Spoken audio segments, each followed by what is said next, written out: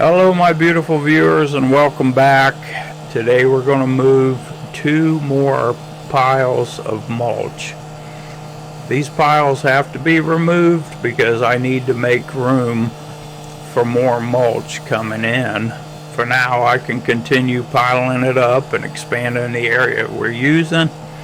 Once the ground dries out, I can start moving some of this material to other locations around the property where I actually need it. And when I say the ground needs to dry out, I mean it. We've had a lot of rain over the past 10 days and it has really slowed down my mowing. The grass is growing, but the ground has been too wet in many areas to put heavy equipment on it without making a mess. So I may try mowing the backyard today. That's where my septic leach field is located, and that area seems to dry out faster than some of the rest of the property. Once everything dries out though, I've got some catching up to do. So don't be surprised if you see me on a mower quite a bit over the next several days. Until then, there's always something else to do. Today that's moving mulch. In yesterday's video I talked about the price of new cars and trucks and just how expensive vehicles have become. Then this morning I was watching Sam doing stuff. He was talking about having a major repair done on his truck that cost around $4,300. That's a lot of money. And then within days he had another problem. You can imagine how frustrating that would be. You just spent thousands of dollars fixing your truck and now something else goes wrong. I started reading through some of the comments and quite a few people were saying basically the same thing. Even expensive repairs can be cheaper than buying a new truck. And there is some truth to that, but there's an important part of that conversation that I think sometimes gets overlooked. I've spent over 35 years in the automotive repair business, and before I would recommend putting thousands of dollars into an older vehicle, I would want to know what we're starting with. If you have an older truck, especially here in northern part of the country, the first thing I would want a qualified technician to do is inspect the vehicle carefully. I'm not just talking about checking the engine. Look at the frame. Look at the suspension mounting points. Look at the brake lines and fuel lines. Look underneath the vehicle and determine how much rust and corrosion are actually there. There's a big difference between surface rust on an older truck and structural rust that has weakened the frame. If the frame is rusted to the point where the metal is thin or structural areas are compromised, I would think very carefully before investing thousands of dollars in the vehicle. Why invest in a dead horse? You might put an engine in it today, a transmission in it next year, and then discover that the structure of the truck itself is reaching the end of its useful life. On the other hand, if the frame is solid, the suspension mounting points are good, and the rest of the vehicle is serviceable, then the conversation changes. Now, repairing what you already own may make a lot of financial sense. Those of us who live in areas with snow and ice understand what happens to vehicles. To keep the roads safe in the winter, chemicals and salt are applied to melt snow and ice. They're good for keeping us on the road.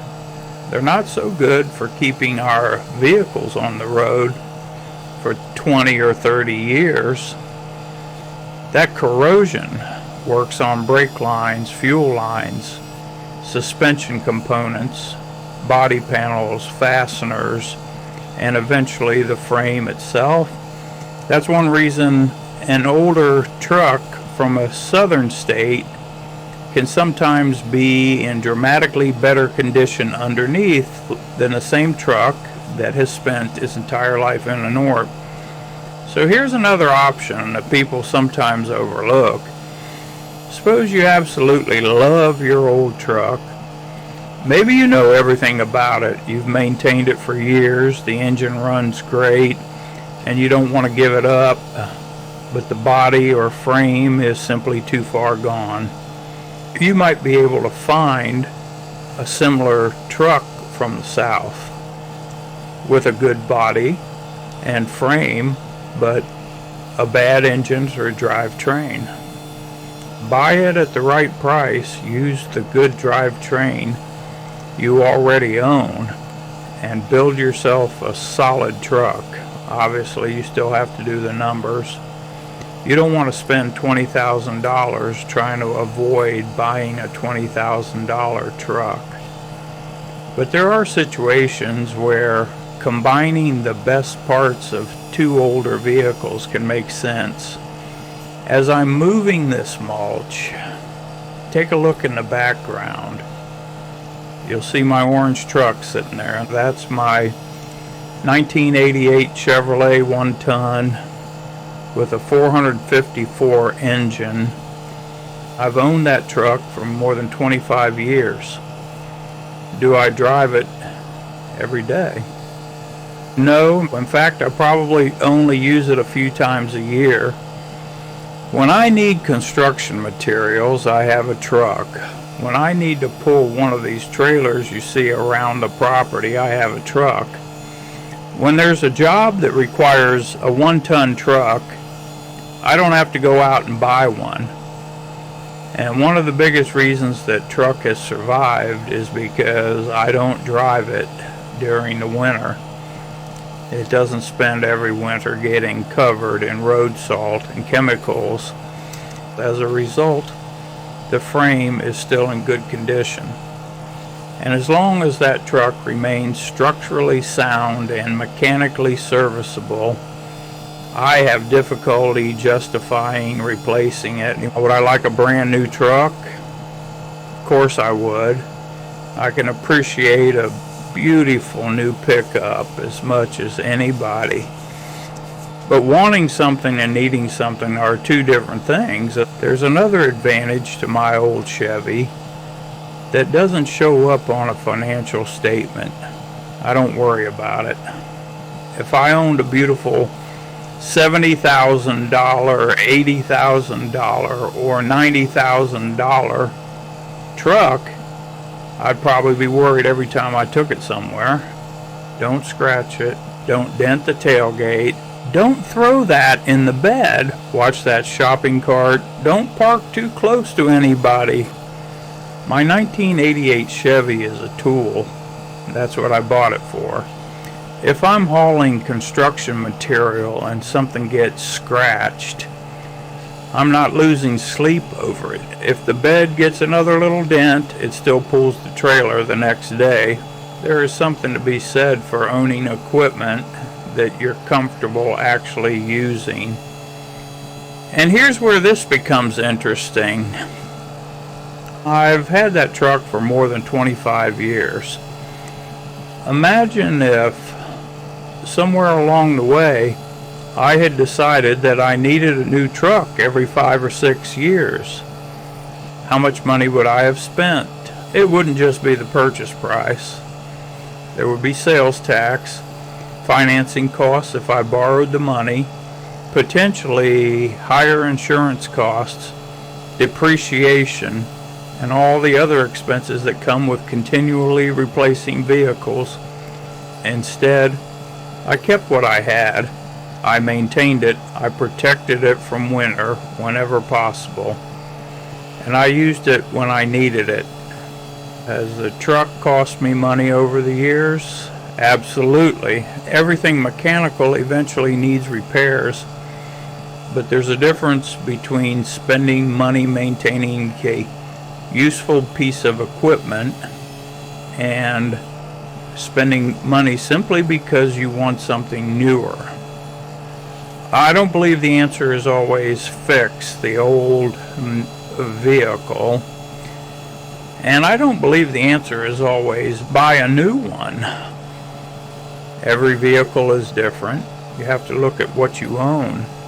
If you have a paid-for truck with a good frame, good body, and a drivetrain that can reasonably be repaired, putting a few $1,000s into it may be a good investment compared with taking on years of payments. But if the frame is rusting away, the brake lines are rotten, the suspension mounting points are compromised, the body is falling apart, and the drivetrain needs major repairs too, eventually you have to know when to walk away.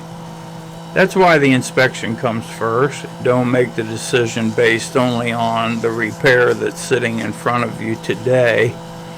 Look at the entire vehicle. In a way, that's the same philosophy you see me using around this property. Look at this mulch. Somebody might see a pile of material that needs to be moved. I see something useful. Once it breaks down, I can use it in the garden around the property and eventually to improve the soil. Look at some of my older equipment. It doesn't have to be new to be useful, and neither does my truck. I believe in taking care of what you own, repairing it when repairing it makes sense, and getting the maximum useful life out of it. New is nice. Paid for is pretty nice too. And as long as that old orange Chevy continues doing the jobs I ask it to do, you'll probably keep seeing it sitting in the background of these videos.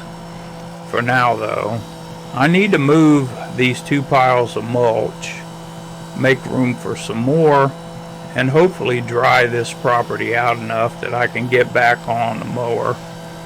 Because after 10 days of rain, that grass isn't going to wait for me.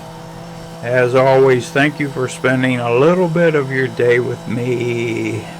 If you enjoyed the video, give me a thumbs up. Subscribe to the channel if you haven't already. And leave me a comment. What would you do?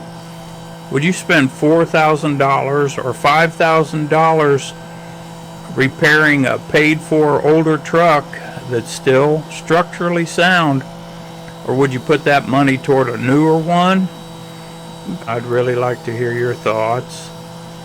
Until next time, my beautiful viewers, take care, stay safe, and I'll see you in the next video.